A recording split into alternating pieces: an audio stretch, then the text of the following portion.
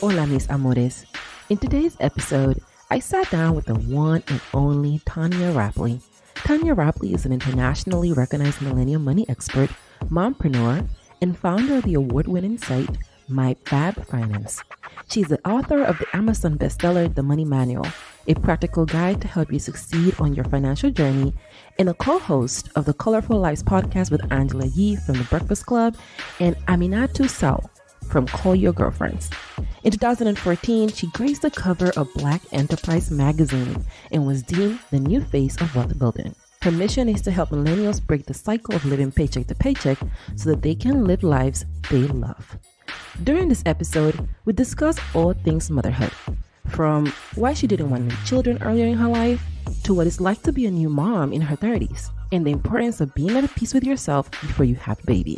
Tonya also opened up about her fourth trimester and everything she did to prepare for this new journey. Let's get started. Tonya, hi. Hey. First of all, y'all don't see her, but she looks gorgeous. Like, this woman is literally glowing right now. Oh my God. Yes, come on. I squirted breast milk on my face today. That's what it is. By accident. Totally by accident. Like, shot myself in the eye. Like, whoa. Motherhood. How's that going? Motherhood is humbling. It's the hardest thing I've ever done, but one of the most beautiful things I've ever done. Like, every day is a challenge, you know, and not in a way like survivor way type challenge, but kind of survivor way type challenge because life or death for real. But every day is just like, you just never know what's going to get thrown at you. You know, you never know what mood your child's going to be in. You don't know what's going to be going on with everything else surrounding that. And it's work, but it's beautiful. Like, I've accomplished so much, but I was like, he's the best thing I've ever done. Like, it's cliche as it sounds. So yeah, motherhood is that. Wow. So how old is he now? He is 4 months next week. So almost 4 months. 4 months next week. I just had a niece. She was born February 19th. So she's going to be 2 months 1 month. She's going to be 1 month next week. Yeah, congratulations. She's brand new, man. Yeah. Ooh, those first weeks. Oh my God. Those first weeks, I was like, I don't know if I'm built for this. Like, I don't even know. Tell me about that. Like what had you feeling like that? Whoa. Like, people tell you you're not going to sleep, but you don't know what it means, like, until you don't have it. And it's like, you know, the baby does what they want to do.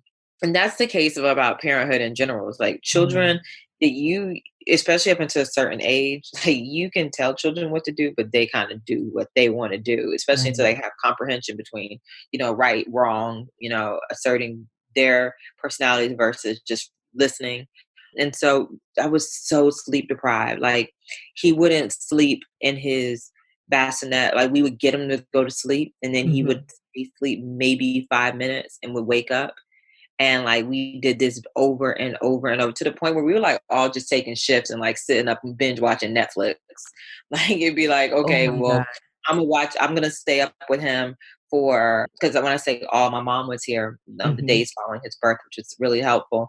So like, I'd be like, okay, I'm going to sleep I'll sleep, say we're starting our day at 7 a.m. that day. So it's like, okay, I'll be up with him from 7 a.m. until 11 or 12. And then I'm going to take a nap from like 12 to 4 or 12 to 3. And then my husband will watch him like during that time. My mom might take a nap during that time. And I might have him from like 7 in the evening till 10 at night. And then my mom might take from 10 to 1 a.m. And then one of us would wake up at 2 a.m. or 1 a.m. and be up at like till 6.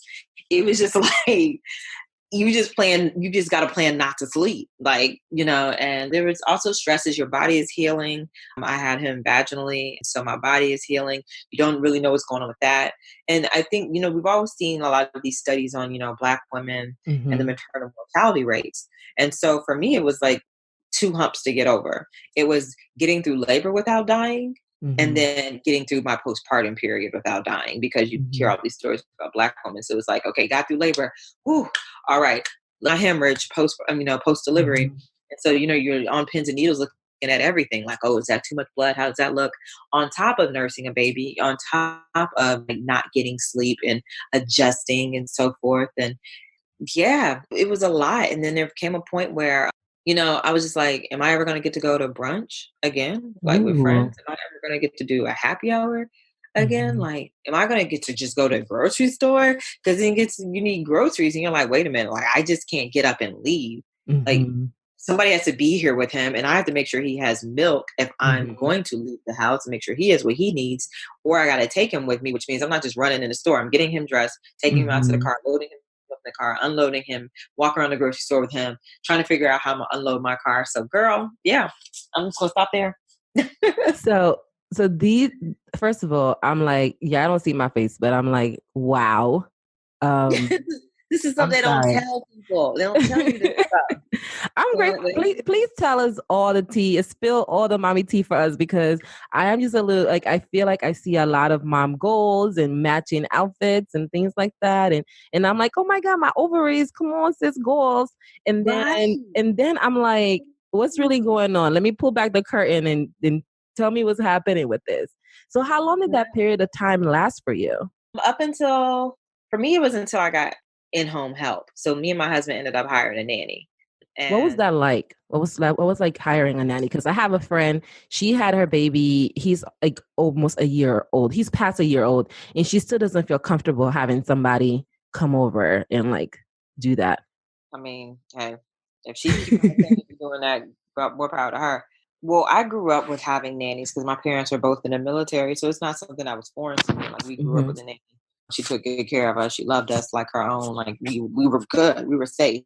And Hmm. so I think for me, like being familiar with what that is like reduced my hesitancy to do it. But I also just knew I needed that type of support because I work for myself. Hmm. I needed to be able to, take phone calls, schedule meetings, and so forth. I needed to be able to go get my nails done and do self care if I wanted. Hmm. And I began to realize that if I did not get help, I was going to resent being a mother. And so by doing that, by getting the help and like getting someone to kind of just give me a break when I needed one to whatever I Hmm. needed to do, it helped me reclaim some of me back, which was necessary Hmm. after having him. And so I ended up bringing someone in when he was like 6 weeks. We started interviewing people. So his nanny now has been with him since he was 6 weeks old. Hmm. And I mean, it starts getting better in other ways too, though, because, they do start sleeping better. So he's Hmm. sleeping better. I'm learning him. I'm learning what his cries mean. And so you get better at mothering. Hmm. But those first, like my friend told me before I had him maybe a few weeks, she was like, girl, it's like getting hazed. You get hazed. And she was right. Like it really was like, pledging into the sorority of motherhood and just getting hazed. And now we've hit our groove. So I would say I felt like I started to hit my groove when he was about 2.5 months old. When he Hmm. was like about 10 weeks. That's when I was like, okay, all right, we can do this. And Hmm. that sounds like a long time, but it's not. Because when I would ask people, I would text people, like I was upset. Like, Nori, I was pissed. I was texting people, I was like, yo, you sabotaged me. Like you didn't tell me it was all this. Like, why y'all keep having kids? This is not fun. Like, I was Wow. like, why do people do this all the time? Wow. Um, and then people would be like, it gets better at 2.5 weeks. It's like 2.5 weeks, like 2.5 months, 10 weeks. That's How am I gonna forever. make it? How am I make it to 10 weeks? I mean, that's forever. But it's not. It flies. It really does. And then it gets better. Wow. Well, I'm happy to hear that it's gotten better because more sleep is important for everybody that's involved, including the baby, you, husband, nanny, and mom, and grandma. So when you mentioned earlier that you didn't want to be resentful about being a mom by not having the help, and one of the things I'm from Honduras originally, and my family, they're big on help, but they're big like on like your family's the help. Like your family comes and supports. It's not necessarily like you hiring outside help. But I'm interested to hear your thoughts on like how did you realize that you might go down that resentment path? Like what gave you that realization? And then did you have any values? I know you already had nannies around, so your family was pretty okay with it, and your mom also was there to support. So I'm interested in hearing like how did you realize that you might become resentful so that you can take action against that? Yeah, I do a lot of self inquiry. That's one of the things that I regularly do is I always ask myself, like, what are you feeling? Why are you feeling this way? what is contributing to this? What would happen if you were to feel the opposite? Or, I just ask myself questions a lot. And Mm-hmm. so with that, I was kind of sad. And I was like, and I asked myself, like, Tanya, what's going on? Like, you just had the birth that you wanted, your husband is amazing, like your baby is perfect. What's going on? Like, what's going on with you, sis? And Mm-hmm. that's when I started asking, just kind of digging into myself. And I was packing away clothes and going through my drawer because it was a mess. And I remember throwing out things that I was like, I can't wear this because I can't breastfeed in it. Like, can't access my breast. I can't wear this. I still have my belly. I can't wear this. I can't wear Mm-hmm. that. And I got sad and I was like, I feel like I'm throwing away pieces of myself. Mm. And like, that's when felt like I was starting to get resentful. Like, I was in the house, even watching TV, people living their lives. And I'm like, here I am just breastfeeding and changing diapers. Like, before I had him, I had such an active, like, even when I was pregnant, like, I was in July, when I was pregnant in July, I think that's when we saw each other at Blog Her. Mm-hmm. But in July, I was literally in Los Angeles only 6 days out that entire month because I was on the road so much. So like, I Mm-hmm. was used to being on the go, and this was like pregnant. It sat me down. Like, I was sitting down, and it was that was when I realized that I was kind of getting resentful. And I started doing more research. Even trying to understand postpartum depression because I felt like I was Mm-hmm. starting to go down that route. And Mm-hmm. one of the things I did find, I'm happy that you mentioned that you're from Honduras, and like, it's a tribe mentality. It's like family Mm-hmm. supports. And I don't live where my mother and father live. My mother and father live in North Carolina, and me and my husband live in Los Angeles.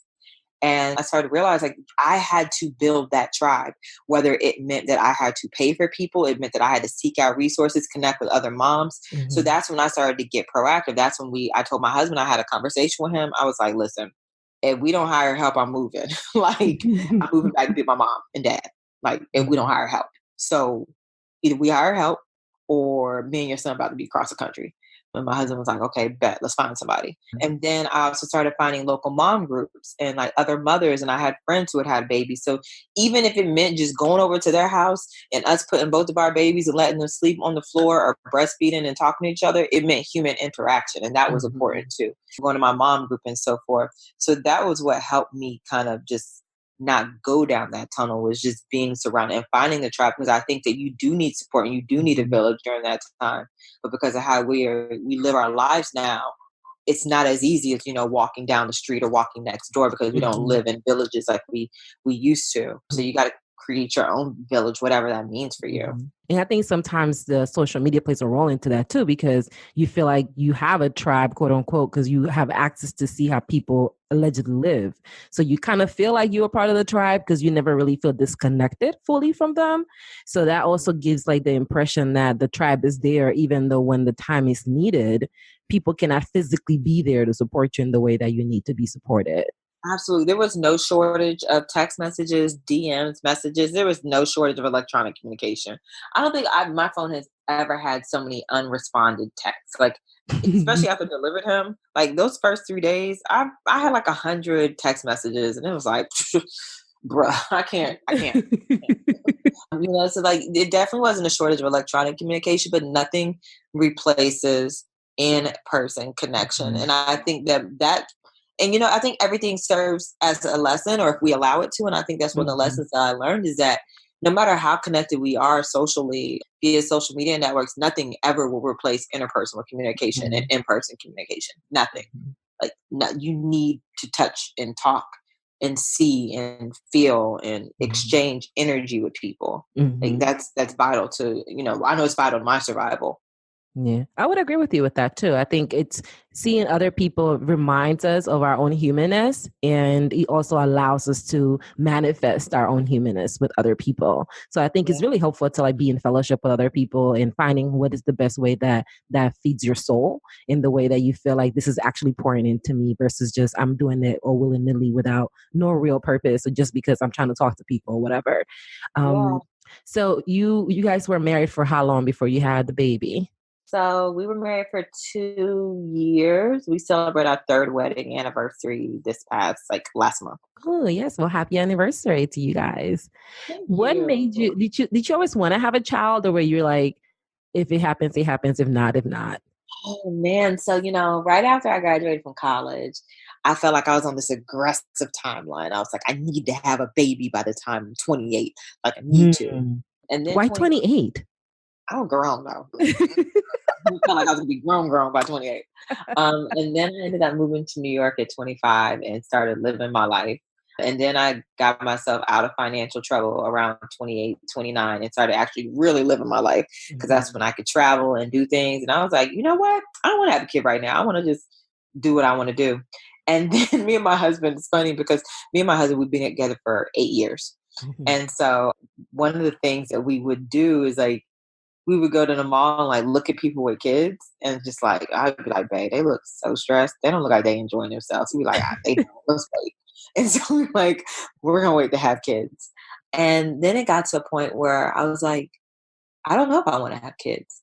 And I don't think Mm. I'd be devastated if I didn't have kids. A lot of people in my family have done foster care and adopted or provided foster homes for children. And I was like, I think that that's something I would be interested in doing. And then Kamari's mother passed. And when Mm. his mother passed, I was like, oh, like it just added a whole other perception of life and like the circle of life. And I knew my parents wanted grandchildren. I was like, I will be damned if my mom leaves this earth and I didn't give her a grandbaby. Mm. And so we ended up getting pregnant like the next month. Like Yeah, I'm playing no games. next month we got pregnant pretty much. His mother passed. His mother passed January 26th. I found out I was pregnant on March 20th. Wow. So we ended up getting pregnant like very soon after. And even during pregnancy, I was kind of like, woohoo. I was like, okay, this is what we're doing. And then halfway through pregnancy, I was like, y'all, I'm so in love with this baby. And then he came and I'm just like, wow, I'm so happy I did this. So it's been a complete transformation from like, I don't know if I really wanted to like, I'm so happy that I did this. Wow. I'm so grateful that you're sharing that because y'all gonna hear this episode, but I just finished telling Tonya that this conversation is really for me because I'm thinking about whether I'm going to expand my family or not. And I feel like I've had a similar trajectory like you. Like I started at first with like, no, I really don't care for children like that because I have come from a big family. There's never really been privacy. Like there's always babies around. Like I'm going to go to Honduras to see my family Sunday and there's a baby going to be there. Like I've never really had that. That yearning because babies have always been around. And for me, I just felt like I don't know if I want to do that. And then I went through a period of time that I was similar to you. I was like, I don't know if I'm going to have a baby. Like I don't know if I want to do that, or if I think I'm going to be okay if I don't have kids. And now it kind of has transitioned into I've done a lot of inner work. I've unpacked a lot of my emotional baggage. I got into the place where I really love myself and surrendered to who I am so that I can change the parts of me that I don't care for. And I'm realizing, you know what, maybe it'll be cool. Like maybe I do want to have a child and raise a free child, which is kind of like what I would call my kid, like a free kid. And now I'm feeling like, I don't know, do you really want to do that? Like, are you ready to give up your sleep? Like, Girl, yeah. so And as you're sharing with me, I just feel like this is so helpful to like hear.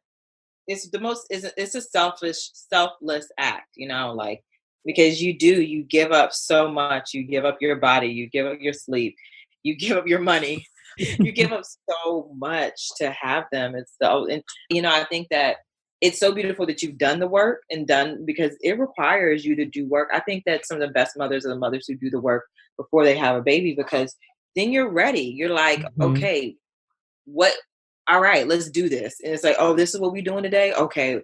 All right. Well, I'm good, because I've Mhm. done the work and like nothing that you can do or say is really like, it's not going to compromise how far I've come. Mhm. And it is extremely important to do that work Mhm. because it's going to push you in ways you've never been pushed before. It's going to require aspects of you that you've never shared or that you might not have explored. And you just need to be a whole person before you make another person.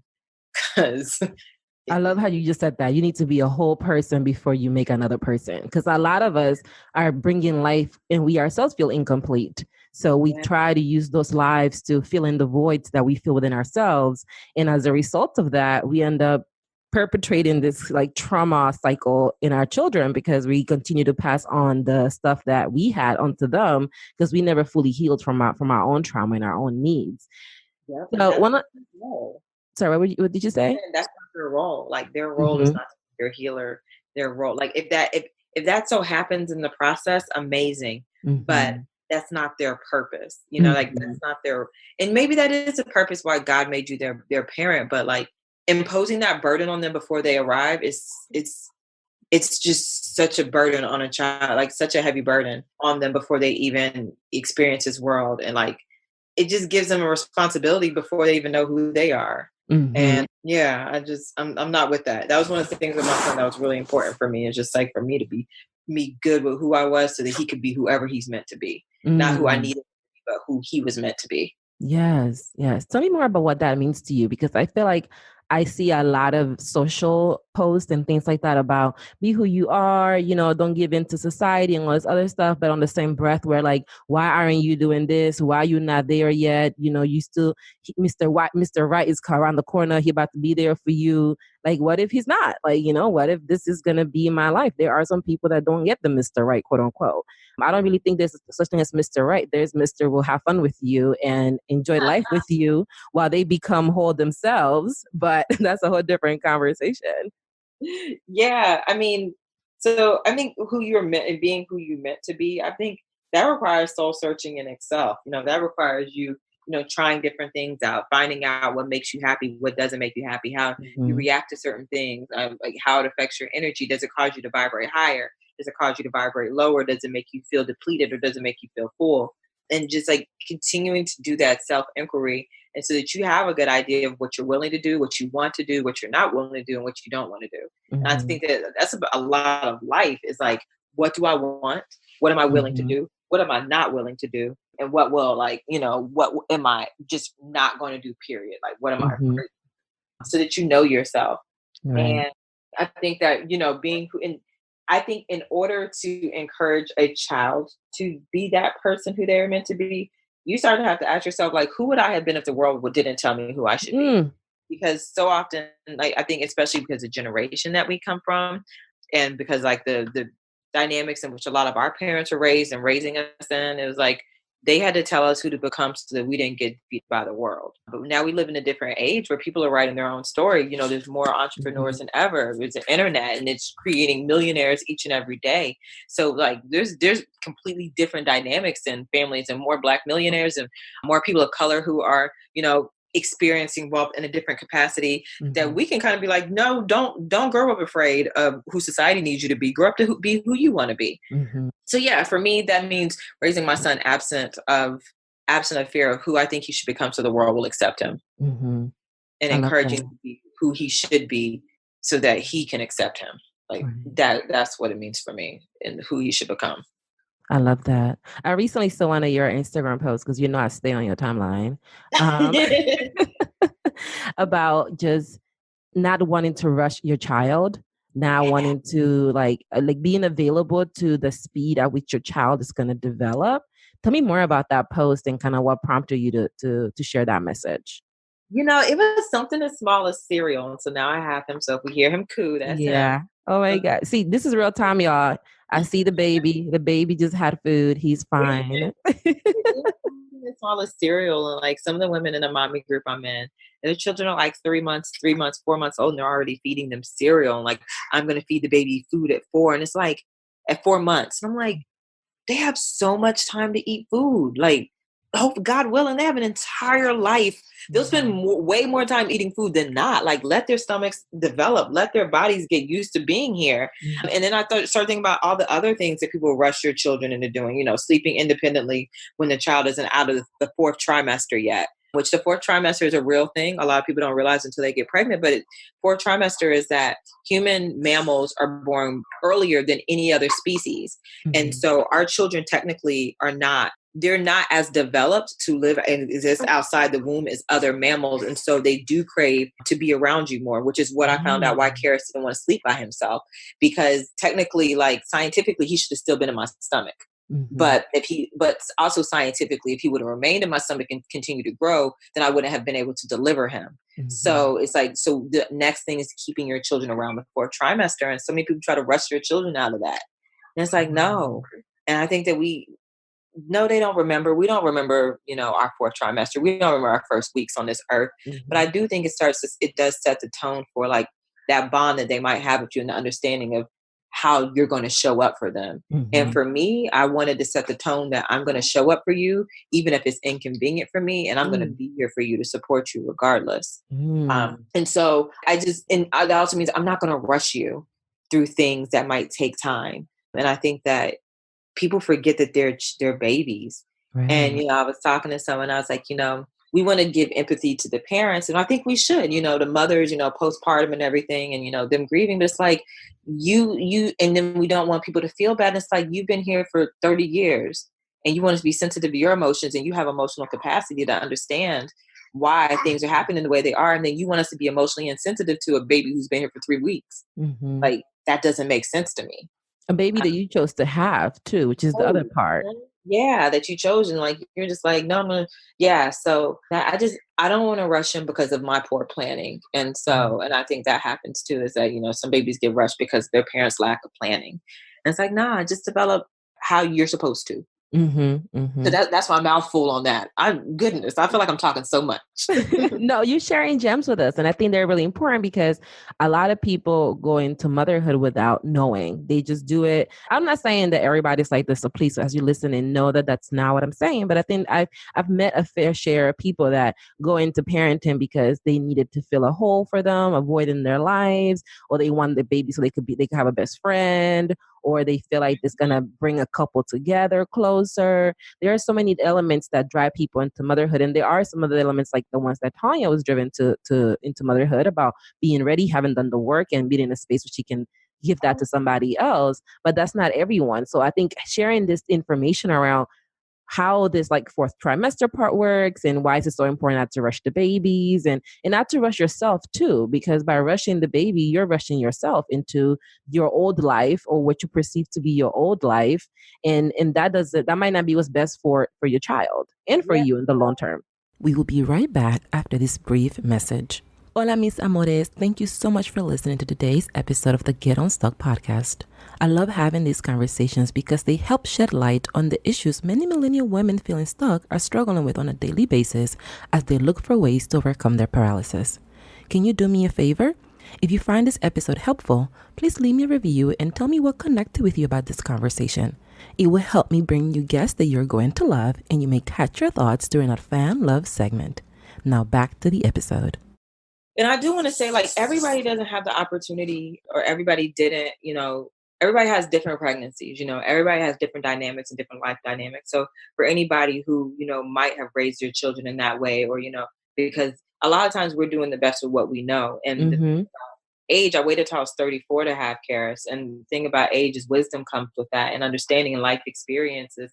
But I would have been a completely different mother if I would have had him at 25, 28 Mm-hmm. years old. I would have had a completely different outlook. I wouldn't have been in the spiritual place I was in when I was pregnant with him.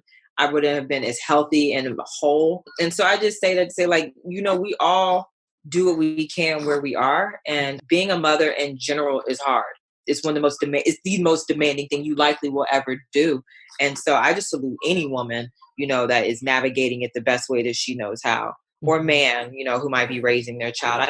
I salute any parent who decides to show up for their children every day, because that in itself is work. So yeah, I don't want to get into like policing parents and what type of parent someone is, because showing up every day is work within itself. Mm-hmm. Like, but I have realized that the beauty of doing the self work has allowed me to be more selfless and to show up for him in the way he needs me to, and not necessarily how I need to, because I'm good. Mm-hmm. Mm-hmm. I love that. And there's so much I want to unpack there. I know this is like our first conversation, so I feel like you're going to have to come back to the podcast because I just have so much more I want to talk You guys about. need to come back. Let me know. Put it in the comments. Put it in the notes. Yes, yes, yes. But one of the things I wanted to get at is you talked about the work that you had to do. Share a little bit with us. I know you shared some of the questions that you asked yourself, and I'm so huge on like inner work. I talk to my clients. That's basically the core of my work is doing the inner work. So can you tell us a little bit about what kind of work that you did like in advance of this preparation for yourself? Yeah. So when I was in an abusive relationship when I was in my early 20s, and I left that relationship when I was 23, 22, going on 23. And one of the things that I found years later, because for a while I just swept it under the rug, But years later was that I hadn't forgiven myself for being in that relationship. Like I had forgiven my abuser, but I hadn't forgiven myself.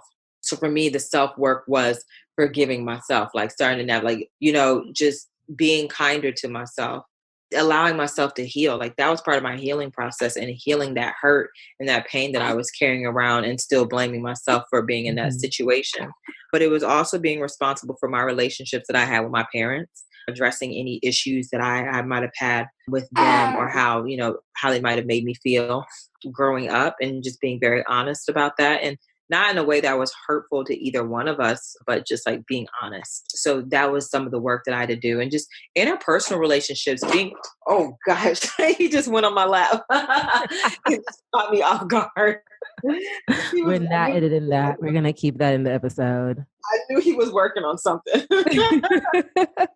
But even what I was going to say, it's starting to be honest when I was hurt by people. That was something else. Like so often we just say, we'll say to ourselves, well, I don't want, it's whatever. If someone hurts our feelings or something like that, we try to play tough, or like, dang, I'm unfazed. And it's like, no, I had to be honest when things hurt me, when people hurt me, and when situations hurt me, and be like, no, that bothered me. Like, I don't like how that made me feel. I don't want to be a part of this friendship anymore. I don't want to be part of this relationship anymore.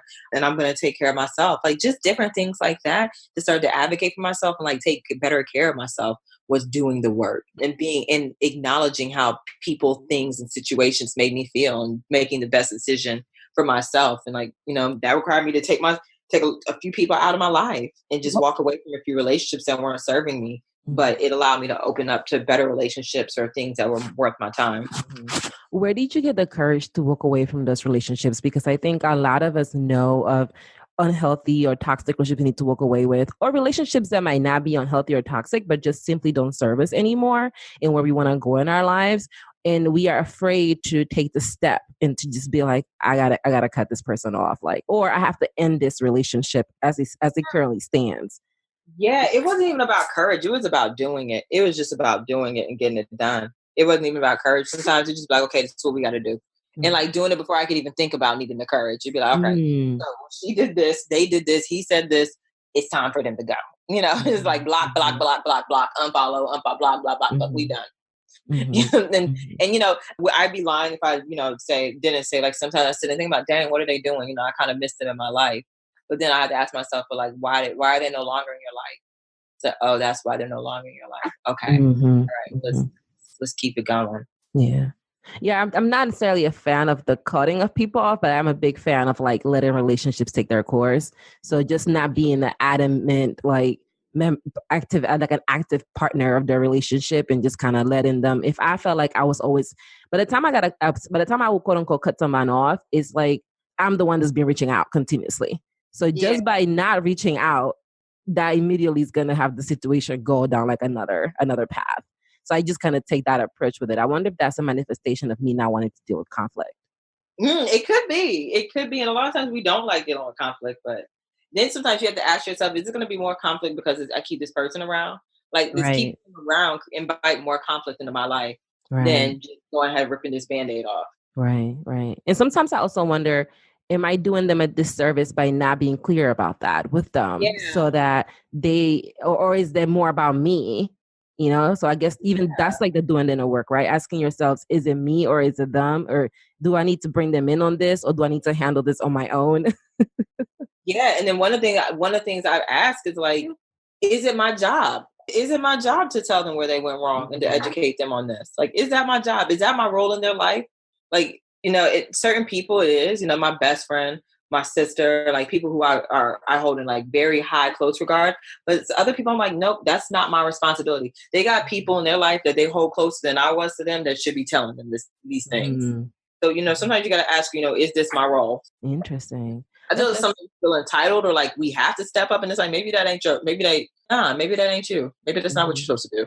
And maybe even if that was you, that person is ready to receive that. So whether you say it or not, they're going to be looking at you a little crazy, because it's going to be like, I don't understand why you're sharing this information with me. This doesn't compute. True. So you guys waited to have the baby until you were well into your 30s. Did at any point, were you concerned at any point about waiting until you're in your 30s? I know science or technology more, actually the media more importantly, makes it seem like after you hit 30, your ovaries are dust. Right. They sure do. No, I mean, I'm 34. I got pregnant with him at 33, turned 34 when I was pregnant with him. Not really. And we had a good, I had a good pregnancy. I think one of the things I was fortunate about was my last job. I worked with a woman who was pregnant with her third child, and she was like 43. And Mm. she had her first child at like 35. And then I started talking to other women who were older parents. And that was really helpful because, yeah, they'll try to tell you XYZ, if you don't have a child by this age. But I would say seek out, if you are, slightly older, seek out women who had their baby later in life for what their experience was. Because I also think humanity is evolving, like it's all about evolution and survival of the fittest. And more women are waiting to have children. Everyone Mm-hmm. isn't having children at an early age. And I think that our bodies are kind of rising to that occasion for the Mm-hmm. delay. And healthcare is, really supporting women who wait until they're a little older to have Mm-hmm. children. So Interesting. no, but then now I do think about though, because I want him to have a sibling. And it's Mm-hmm. like, I would like him to be, 4 or 5 before we have another one.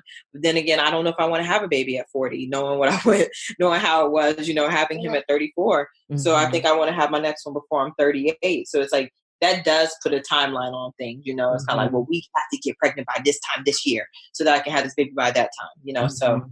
it changes things. You don't have, and sometimes I wonder, I have friends who had their babies when we were in college and like their kids are like 15 now. They grown. With a newborn, sometimes I think about it, but I look at it as you either front load or you back load your life. Like Mm-hmm. you front load and you have the baby and you get all your fun in before you have a baby. And not saying you don't have fun when you have a baby, but like the Mm-hmm. careless fun where it's like you don't got to worry about nobody but yourself. You get Mm-hmm. that in before you have children, or you get that in after you have children. So it's like you choose your adventure.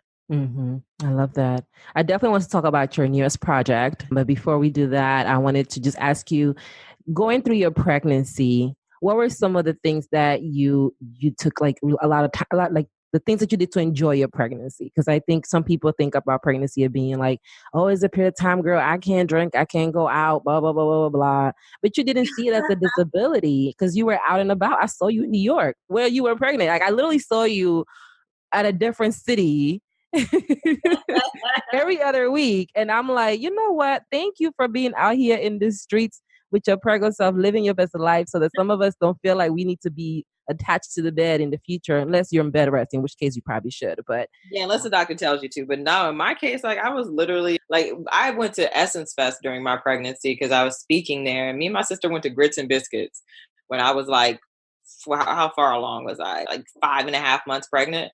And I just wow. wore a bigger shirt and like, we had a good time. Like no drinking, but we were dancing and stuff. We had a good time. And I think that was like understanding that pregnancy isn't a disability, especially if you're blessed to have a good one. I flew. I had a speaking engagement. I spoke internationally in Vancouver, went from like New York to Vancouver to DC, like to enjoy my pregnancy. I did what my body would allow me to do and what my doctor said I was okay doing. And so it's like, if I wasn't grounded, if I wasn't told I couldn't fly, then let's go. If it was a country that wasn't, where Zika wasn't a concern, let's go. If it wasn't going to put me and my baby at risk, then we were going to do it. Mm-hmm. And yeah, like I lived. Like I mean, I didn't go to any festivals because like concert festivals, they're already enough on me without being pregnant. I just wasn't trying to get exhausted. But I had it's so funny because I spoke at BYOB last year. My little sister lives in DC. So my little sister came and the after party for BYOB was like, it was so fun. It literally was like Grits and Biscuits. It was like, for those Really? who don't know who Grits and Biscuits is, it's a traveling party that's supposed to be like Southern music, down South Mm-hmm. music or whatever. So you just have a really good time with those. The after party of BYOB was so much fun. And at one point my sister looked at me and she was like, I can't believe you're pregnant. She's like, knows what he get himself into. Like he asked to be born to you because like I was swag surfing. I was having a ball. Yes. And like, it was just, like pregnancy is beautiful. It's beautiful. And your body does amazing things. And it's like, you're not disabled. You're just Mm-hmm. carrying a child. So, I always check with a medical professional, but for me, it was like, if it was within the limits of what my doctor said I could do, then I was doing it. Your game. I love that. I really do. And because there are so many different sides of pregnancy that you see. And then the people that are having a good time, at least it's my perception that they get like a quote unquote bad rep because they're like, why are you not at home resting? Why are you out here? It's sort of like you're pregnant and you're suddenly not allowed to be a human anymore. Lori, So let me tell you, I was like, you know what? Like, I'm out here saying this stuff. Like, let me make sure my baby's born healthy before I like talk about this like this. Because like, we wouldn't have been people who've been like, because you was out there dancing. I saw her dancing. But it's like, no, he's awesome. He's, and like, yeah. So, every situation is different. Mm-hmm. But I can say in mine, it was like, it's not. And old people, my mom, my mom's not old, but she'd be like, Tonya, can you fly that much? And people would be in my inbox, girl, Nori, people would be in my inbox, be like, I don't know if you should fly so much, since you're pregnant. I see that you have an aggressive speaking schedule. Just be careful with the baby. And it's like, you don't think I asked my doctor? Like, okay, but people like to treat you like you're disabled. And it's like, no, I'm not disabled. It's well intentioned, but I think he has the assumption that you haven't taken those precautions on your own. Right. Yeah. I got a midwife and an OBGYN. Like, trust me. Like, ask all the questions. Yes. So how was it having a midwife? It was great. I'm so happy I did that. So, I spoke about the concerns and, the news and statistics about high maternal death rates and so forth. So for me, I was like, I'm taking every precaution possible. And I hired a midwife just in case my doctor tried to I love my doctor and I had a great experience with my doctor. Mm-hmm. But I wanted to just make sure we had all the T's crossed. Like, Mm-hmm. I wanted to labor at home as much as possible. I wanted it to be at the hospital as little as possible, but I wanted to be at the hospital just in case something went wrong. Mm-hmm. The thing I loved about having a midwife is they spend so much more time with you than a doctor does. Mm-hmm. My midwife appointments would be 1 hour long. Like, me and her would just sit and talk about everything I was concerned about, everything you could imagine for, like, just sit there and talk. Mm-hmm. Like, she would, measure me, listen to Big Turkey. But my appointments were an hour with it. Whereas with my OBGYN, I might see him for 10 minutes during our appointment. So I'm really happy. And for me, it worked out that I had a midwife because my baby ended up coming on Thanksgiving Day. So my doctor was out of town. My midwife was not. My midwife was with us until he came at 12:40 that morning. And it was nice to have someone familiar from my birth team at the hospital who would honor my birthing plan and honor and knew what I was going for. Because there were points during labor where I got nervous, and I look at her and she's like, you're doing fine. This is normal. And I needed someone to tell me, like, this is normal because anxiety can get the best of you sometimes. Right. So, and even after, so one of the things I loved about having my midwife was after I delivered him, I still had 3 appointments with her. So she came to my house the next day that I had him just to make sure I was okay. She came to my house a week later to do a home visit to make sure I was okay. And then we saw her, we had one last visit with her when he was like 6 weeks and I was like 6 weeks postpartum. That's so she's amazing. Like a valued family member to the point where me and my husband are talking about moving to Atlanta. And she was like, listen, next time you have a baby, let me know. I'm coming to Atlanta. Like, oh my God. I love it. So I love it so much. Create that relationship with them. Mm-hmm. No, I totally love it. So before we wrap up, because I really feel like you're going to have to come back because I have so many more questions, but I definitely want to talk about your latest project. I got a chance to get a sneak peek into it and very, very exciting. Tell the listeners a little bit about that. Wait, which product are we talking about? Talk about your book, your money, your manual. Okay, I'm like, because we do. So before I talk about the money manual, My Fat Finance, we are launching Operation Independence, which is doubling down on our mission of helping people break the cycle of living paycheck to paycheck. So we're launching a year-long project to support people in their goal of eliminating their debt and building their savings so that they can break the cycle of living paycheck to paycheck. Yes. So that's hashtag Operation Independence. We're in the process of launching that now. So that's like the newest project. But the Money Manual is my first book. I waited 5 years into starting My Fat Finance to write that book because I just wanted to make sure that I was coming correct and answering the questions that people had and just understanding that I had a grasp on helping people change their situation. And so the Money Manual, it's a quick read. It's straight to the point. It's not a lot of fluff, but it is a book to help you suss out everything from what your financial goals are to navigating certain different financial situations, such as eliminating debt, building your credit, setting a budget, but also repaying your student loans, buying a car, buying a home, and just the basics of that. It really does support people in making the best financial decisions for them. And that's what's important to me, is making the best financial decision for them, not the best financial decision according to Tonya, but the best financial decision according to you and your life. So the money manual is available on Amazon.com and ebook and in Kindle and in print form. Awesome. And I'm going to drop all those links for y'all so y'all could get these gems. I read chapter 1 earlier today, and I was like, this self-assessment, I need to take care of this. Like, I need to assess myself and assess how I'm doing. It's powerful. Assess yourself. Yeah. And I love that you included like entrepreneur, like self-employed versus like having an employer, well, different employer, because there's so many of us are self-employed. So being able to make those distinctions for ourselves and make decisions that are around our finances while keeping all those things in mind, it's very, very important. I love that you have worksheets in there for people to kind of go through them and like look at the answers and how you guide them. Like, look for these patterns, y'all. So you need to check this book out, get it ASAP. Even if you feel like you got it all the way together, you can always get it a little bit more together, because that's a formula there on how to calculate your savings and increase them up.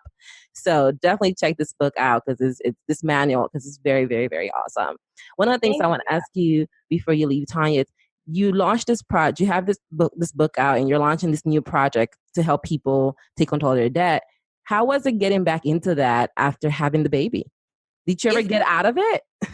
No. Well, yeah, I didn't finish writing the book until he was here. So I'd have to like write it while he was asleep or while the nanny was here. It's different. Your time and your output is very different. And I've had to realize that it's like I can't take on things that pre-Karis Tonya could, because now I have this other life that I have to take into consideration. Like, I have to take his schedule into consideration and how I'm going to be feeling, if I'm going to need to reboot. So it has been different, and it's still an adjustment process. I also wrote a book, Financially Preparing for a Baby, while I just finished that book like maybe 2 weeks ago. And so for people who are kind of like, well, my finances are good. Well, Financially Preparing for a Baby, if anyone's listening to this because they're interested in having a baby, Financially Preparing for a Baby helps you suss through all that, from maternity leave and how much you need to, what kind of household you want to raise your child in, education, if someone's going to be staying home with the child, healthcare, what are your different options when it comes to healthcare, what to put on your registry list, because those are the things that I didn't know. So I cover everything, all those items in Financially Preparing for a Baby. But it has been different. And every month is an adjustment. And that's one thing somebody told me, is that you're going to get a routine down and your baby's going to switch up on you. Your routine is going to change. So that happens. So I'm just getting used to that and just adjusting and being flexible and praying and requesting grace from other people that I interact with, because it has changed my schedule. I've had to cancel things. I've had to reschedule things because maybe my nanny wasn't coming or whatever it may be. And just pray that I'm always, the people in my path are going to be flexible and understanding of the change that I'm experiencing in my life. I love that. And that's one thing that I'm always sensitive to, our mothers, because anybody that cares for another human, I'm always like, oh, okay, we can't just change that, because I am aware that there's another human being that relies literally for survival on you, on your bosoms, and you need to be available for that. So yeah, and like it's like as a mom, we schedule things for just self-care. We had in transparency, we rescheduled this podcast because last week I went to a conference, to do some mommy blogger stuff, but also just to be around adults and like get free healthcare products and so forth. So it's like, sometimes reschedule things for you too, not just for the baby. I love it. And I love the idea of maintaining self-care at the center of where you need to be, so that you don't feel resentful, or you don't feel like it's the baby's fault. Parents that say things like, I had a body before you showed up and then you ruined it, or things like that. It's very important to just build in that time for that particular purpose. Well, Tonya, I like to ask all my guests to share some tools with my listeners around what is the number one thing they feel has been indispensable for their self-care. You're transitioning from, pre-baby Tonya to post-baby Tonya. What are some of the things that you want to share with us that might be helpful to women that are listening and are thinking about having a baby? As far as, I think that there are certain things like relationships, relationships with people. Be good to people now. Be good to people when you don't need them, because there's going to come a point where you need them and you want them to be willing to help you. So I'd say that's one thing. That's not like a tangible item or like not like something you go out and buy, but just something to work towards. Is like really value your relationships and be good to people. But as far as other items, you just got to find what brings you joy. In the words of Marie Kondo, what brings you joy? Different things bring joy to different people. So for me, everything from, having my iPad to my yoni steamer. So like some days when my nanny is here, I'll just go in and do a yoni steam, like in my room. And, that's something that just is like a little moment for myself. And I'll just meditate while I'm on the pot. So you just got to I encourage people to find out what gives them peace and then find ways to carve out time for that. So no, I don't have a book. I don't have something for you to go buy.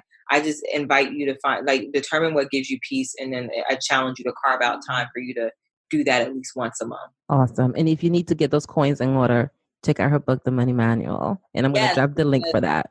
Because financial freedom is, I know I wouldn't be able to experience my pregnancy and my postpartum period the way that I'm experiencing if I didn't have financial freedom. And if my husband hadn't been financially prepared for this.